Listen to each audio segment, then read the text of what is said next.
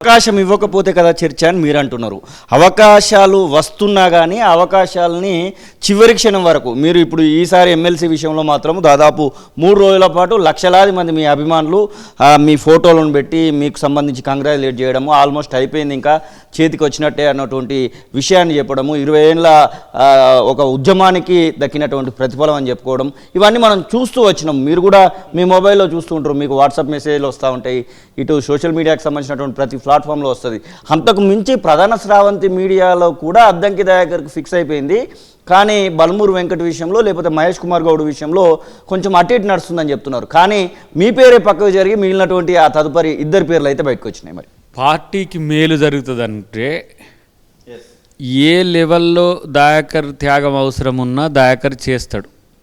పార్టీకి నష్టం జరుగుతుంది అనుకున్నా, నేను ఉండకపోవడం వల్ల పార్టీకి మేలు జరుగుతుంది అనుకున్నా దయాకర్ ఆ త్యాగం చేస్తాడు. ఒకటి. రెండవది, పండోరా అలాంటి పదవులు ఉన్నాయి భవిష్యత్తులో, ఆ పదవులు నాకు ఇవ్వడానికే ఉన్నాయన్నట్టుగా నేను చూస్తా తప్పితే ఈ పదవి నాకు రాలేదు ఏందనే ఆలోచనలు పడే స్థితి దయాకర్ అనేది ఏమో పదవులు ఉన్నాయంటున్నారు. చట్టసభలోనే అద్దంకి దయాకర్ గొంతు విలానాలనుకునేటువంటి వాళ్ళు లక్షలాది మంది కనబడతా ఉన్నారు. మరి చట్టసభలోకి పోవడానికి ఇంకేం ఆప్షన్ కనబడతా ఉంది మీకు? పార్లమెంట్ అనేది అది నేషనల్కి సంబంధించింది. ఇప్పుడు 4 మోర్ ఎమ్మెల్సీస్ ఉన్నాయి కదా, 2 గవర్నర్ కావచ్చు, 2 ఇవి కావచ్చు, దాంట్లో యాప్ట్ చేయొచ్చు. చాలామంది ఏమంటుండ్రు, మీరు చట్టసభలలో ఉండాలంటే అసెంబ్లీకి పోవాలని అనుకుంటే అసెంబ్లీకి 2025 కూడా 4 ఉన్నాయి. 2025లో 1 సంవత్సరం ఆగితే ఇంకా అట్లా అప్పటి వరకు నేను మర్చిపోతారు అన్నాను ఒక ఆయన అన్నాడు. మర్చిపోయేటట్టు నేను ఉండను కదా. మీ మాల మహానాడుకు సంబంధించి రాష్ట్ర అధ్యక్షుని కూడా లైవ్లోకి తీసుకున్నా. అన్న నమస్తే, మీరు లైవ్లో ఉన్నారు. అద్దంకి దయాకరణతో ఉన్నాం మేము. దయాకరణ ఏం చెప్తున్నారంటే మీరు ఎలాంటి కార్యక్రమాలు చేయొద్దు, దయాకరణగా నేను చెప్తున్నా, నాకు మంచి స్థానం రాబోతుందని చెప్తున్నాడు. మీరు నిన్న ఒక కార్యక్రమం అయితే తీసుకోవడం జరిగింది. ట్యాంక్ బండ్ దగ్గర అంబేద్కర్ విగ్రహం ముందు ఒక నిరసన దీక్ష, వందలాది వేలాది మందిని కూర్చుని చేసినటువంటి పరిస్థితి. ఇంకేదైనా కార్యక్రమాలు తీసుకోబోతున్నారా? ఇంకా నమ్మకం ఉందా కాంగ్రెస్ పార్టీ పైన? మాకు నమ్మకం అనేది పూర్తిసారి లేదు, ఎందుకంటే ఒకసారి కాదు 2 సార్లు కాదు. ఇది దాదాపు 2014 నుంచి 2024 వరకు కూడా ప్రతి సంవత్సరం ఇది జరుగుతుంది మాకు ప్రతిసారి కూడా. ఓకే. కాబట్టి నమ్మకం అనేది పూర్తిసారి లేదు మాకు. రిటర్న్ కానీ గౌరవ ముఖ్యమంత్రి గారు మనం స్పష్టంగా కానీ మనం హామీ ఇవ్వాలితే మేము విరమించుకుంటాం తప్ప దయాకరణ చెప్పి కూడా వినే పరిస్థితుల్లో అభిమానులు లేరు. ఎందుకంటే చేజారిపోయింది. లాస్ట్ టైం టికెట్ అన్నప్పుడే అన్న ఒక వీడియో పెట్టి సౌమ్యంగా ఉండంటే కార్యకర్తలు సౌమ్యంగా ఉన్నారు. అవును. ఇప్పుడు సౌమ్యంగా ఉండే పరిస్థితుల్లో ఎవరు కూడా లేరు. ఎందుకంటే మన ఆపే కూడా ఎవరు ఆగే పరిస్థితి. నిన్న టవర్ కూడా ఎక్కి మెదక్లో, అవును, ఆడ భద్రాద్రి జిల్లాలో కూడా చాలా మంది నిరసన వ్యక్తులు, అంటే రాష్ట్ర నలుమూలలు అన్ని బార్డర్లలో కూడా పెద్ద ఎత్తున కార్యక్రమాలు జరిగాయి. మిగతా 3 రాష్ట్రాల్లో కూడా అన్నకు మద్దతుగా జరిగాయి కార్యక్రమాలు. అవును. అంటే ఇంత జనాలు ఉన్నటువంటి అభిమానాన్ని వాళ్ళ కసిని ఏం అపహరిస్తాం? తెలంగాణ ఉద్యమాలు ఆగంటే ఆగినప్పుడు ఇది కూడా అట్లాంటిదే.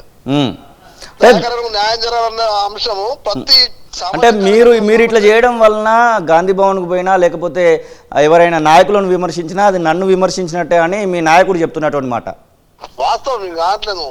మాకు కూడా కొందరు పెద్దలు చేశారు. ఏమంటారంటే దయాకరణ మైనస్ అవుతాం అని చెప్పండి. మేము ఒకటే అంటున్నాం, ఇది మైనస్ ప్లస్ అని కుడికి తీసేది కాదు మాకు కావాల్సింది. ఇక్కడ అన్నకు ఎందుకు వేరే స్టేట్మెంట్ వచ్చింది పేపర్లలో ప్రధాన, అంటే వాళ్ళకు లేని అభ్యంతరాలు అద్దకి దయాకరణగానే ఎందుకు వస్తుంది అభ్యంతరాలు మాకు స్పష్టంగా కావాలి. ఒకటి. రెండోది, ఈ అడ్డుకోవడానికి గల కారణాలు ఏదో స్పష్టంగా అధిష్టానం చెప్పాల్సిన బాధ్యత ఉంది. ఎందుకు ఇవ్వట్లేరు, ఎందుకు ఇస్తా అన్నారు, వీటి మీద స్పష్టత తెలపాలి. మీరు గతంలో కూడా అద్దంకి దయాకర్కు తుంగతుర్తి టికెట్ ఇవ్వాలని మానమహానాడుగా అప్పుడు ఉన్నటువంటి పిసిసి ఇప్పటి ముఖ్యమంత్రిని కూడా కలిసినటువంటి సందర్భం కూడా ఉంది. అప్పుడు టికెట్ రాలేదు. ఇప్పుడు ఎలాంటి కార్యాచరణ తీసుకోబోతున్నారు మీరు? అప్పుడు మేము రేవంత్ రెడ్డి గారు కలిసినప్పుడు వారే స్పష్టం, బాబు మీకంటే ఎక్కువ ఉద్యమకారు నేనే, దయాకర్ విషయంలో ఎవరైనా కొట్లాడే వ్యక్తులలో ఎవరు ఉన్నట్టు ముందు వరుసలో నేనే ఉన్నా అని చెప్పి స్పష్టంగా మాకే చెప్పారు వారు. సరే అప్పుడు అది పిసిసి ప్రెసిడెంట్ ఉండొచ్చు, కానీ ఇప్పుడు గౌరవ ముఖ్యమంత్రి గారు రాష్ట్రానికి ఉన్నారు కదా. అవును. మేమేంటంటే ముఖ్యమంత్రి గారి మాట ఈ తెలంగాణలో చెల్లట్లేదా, లేదా ముఖ్యమంత్రి గారికి ఏమైనా ఆలోచనలు ఉన్నాయా, లేదా ముఖ్యమంత్రి గారు వేరే వాళ్ళ మాటలతో ప్రభావితం కాబడుతున్నాడా, మాకు ఏదో ఒక స్పష్టత ఇవ్వాలి కదా. ఇప్పుడు 1 కాదు 2 కాదు, తెలంగాణ ఉద్యమాల్లో పనిచేసే వ్యక్తి, 9 రాష్ట్రాలలో ప్రధానంగా నిర్మాణం ఉన్నటువంటి సంస్థ ఉన్నటువంటి వ్యక్తి, అవును, సమాజంలో గౌరవం ఉన్న వ్యక్తి, కులానికి ఒక పరిమితమైన వ్యక్తి కాదు కదా, మాలమాడు కాదు కదా. ఎంఆర్పిఎస్ ఉద్యమాలలో కూడా ఆయన కలిసి పనిచేసినటువంటి సందర్భం అనేక ఉద్యమాలలో, బీసీ ఉద్యమాలు కావచ్చు, అందరితో కలిసి పనిచేసింది కదా. ఆయన ఒక కులానికి ఇట్లా పరిమితి చేస్తాం, ఒక కులం అడగడం కాదు. ఇది తెలంగాణలో సగటు పౌరుడు సామాజిక తెలంగాణ కావాలి, ప్రజాస్వామిక తెలంగాణ కావాలని అనుకునే ప్రతి ఒక్కరు కూడా దయాకర్ అన్నను దృష్టి పెట్టుకుని ఆలోచిస్తున్నారు. ఎందుకంటే అట్లాంటి అన్నలాంటి వాళ్ళు ప్రభుత్వంలో భాగస్వామ్యం అయితే మాకు న్యాయం జరుగుతున్న ఒక నమ్మకం అన్ని వర్గాలకు ఉంది. ఆ నమ్మకాన్ని మమ్మీ చేసే ప్రయత్నం చేస్తున్నాయి. దయచేసి అటువంటి చేయొద్దనే మా విజ్ఞప్తి పార్టీ. మీ నాయకుడిని కలిసారా ఈ అనౌన్స్మెంట్ తర్వాత? లేదు, కలవలేదు. ఎందుకంటే వారు మాకు స్పష్టంగా చెప్పి చేయొద్దని కార్యక్రమాలు మాకు చెప్తున్నారు. కానీ ఇప్పుడు మనం చెప్పినా కింది స్థాయిలో క్యాడర్ వినే పరిస్థితి లేదు. ఎందుకంటే నిన్న లైవ్ లో కూడా మీరు ఇద్దరు ముగ్గురు మాట్లాడుతుంటే విన్నారు, ఎన్నిసార్లు ఆపుతున్నారు మమ్మల్ని ఇట్లా అని. అట్లా అది మా చేయి జారిపోయిందండి. ఆ చేయి జారిపోకుండా దూరాల్సిన చేయి గుర్తులేదు.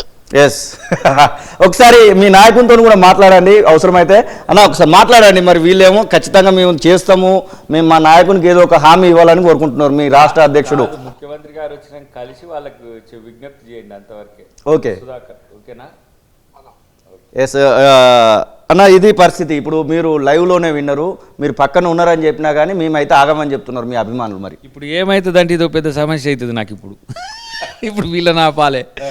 ఇప్పుడు జనాన్ని అంటే మీతో కలిపి ఆపుతా కానీ ఇప్పుడు మళ్ళీ వీళ్ళని ఆపాల్సి వస్తుంది. కానీ ఏం కాదు, పెద్ద ఏముంటుంది, నిరసన చెప్తారు, అది ఎక్స్ప్రెషన్ ఉంటుందేమో అంతవరకు. కానీ నిర్ణయాలు తీసుకోవడానికి డెఫినెట్గా మా శ్రమ మాత్రమే గీటు రాయిగా ఉంటుంది. సో నేను సంఘాన్ని ఎప్పుడు కూడా వ్యక్తిగతంగా నేను అంటే నా వ్యక్తిగత వాటి కొరకు వినియోగించను. ఇప్పుడు సంఘంలో కూడా చాలామంది చాలా పార్టీల నుంచి ఉంటారు, వాళ్ళ విచారధారులతో వాళ్ళు ఉంటారు. సంఘానికి మద్దతు చెప్పమని కూడా నేను ఎప్పుడు పార్టీకి మద్దతు చెప్పమని, నా కొరకు మద్దతు చెప్పమని, నా కొరకు వ్యతిరేకించమని కూడా నేను సజెస్ట్ చేయను.